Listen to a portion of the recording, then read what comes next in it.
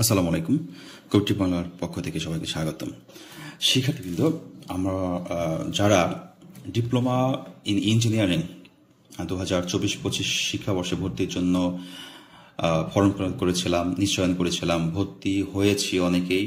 আবার একটা যে ভর্তি পরীক্ষার ডেট ছিল সেটা ক্রস করে গিয়েছে, ভর্তি হইতে পারি নাই, যে কোনো কারণেই, বন্যা পরিস্থিতি হোক, যে কোনো কারণে হইতে পারি না, আর্থিক সংকটের কারণে হইতে পারি নাই। তো কারিগরি শিক্ষা বোর্ড তোমাদের ভর্তির জন্য কিছু সময় বাড়িয়েছে, সেটা নিয়ে একটু কথা বলবো। যারা এই মুহূর্তে আমার চ্যানেলে জয়েন করেছে অবশ্যই চ্যানেলটিকে সাবস্ক্রাইব করে বেল আইকনটি অন করে রাখবে।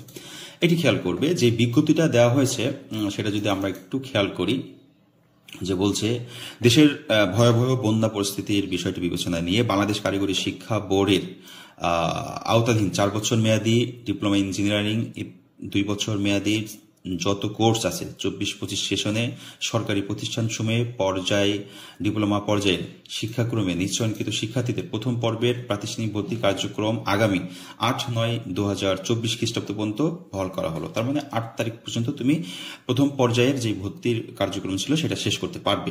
প্রাতিষ্ঠানিক প্রতিষ্ঠান কর্তৃক অনুপস্থিত শিক্ষার্থী তালিকা প্রেরণ করবে 9 তারিখে হতে 10 তারিখে বর্ণিত সময়ের মধ্যে প্রাতিষ্ঠানিক ভর্তি কার্যক্রম সম্পন্ন করতে না পারলে নিষ্কাঙ্ক্ষিত শিক্ষার্থী নিশ্চয়ন বাতিল হবে, অন্য হবে।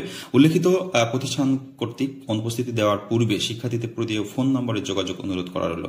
তার মানে কারিগরি শিক্ষা বোর্ড থেকে আরো একটা অনুরোধ জানিয়েছে শিক্ষা প্রতিষ্ঠানকে, সেটা হচ্ছে কোনো শিক্ষার্থী যদি এই 9 তারিখের 8 তারিখের ভিতরে ভর্তি হইতে না পারে, সেখানে যে ফোন নাম্বার ছিল সেখানে অবশ্যই ফোন দিতে হবে এবং কারণ জানতে হবে, সে আসলে পড়বে কিনা বা অন্য কোনো সমস্যা আছে কিনা সেটা প্রতিষ্ঠান দেখবে। এটাও একটা এবছর দেখলাম ভালো একটা উদ্যোগ নিয়েছে, এর আগে এরকম দেখি নাই।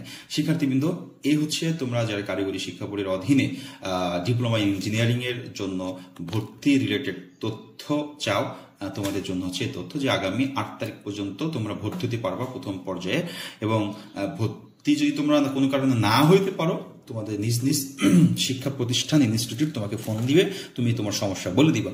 ওকে, সবাই ভালো থাকবে, সুস্থ থাকবে, কবিটি বাংলার সাথেই থাকবে। যে কোনো তথ্য সবাইকে পাওয়ার জন্য। আল্লাহ হাফেজ।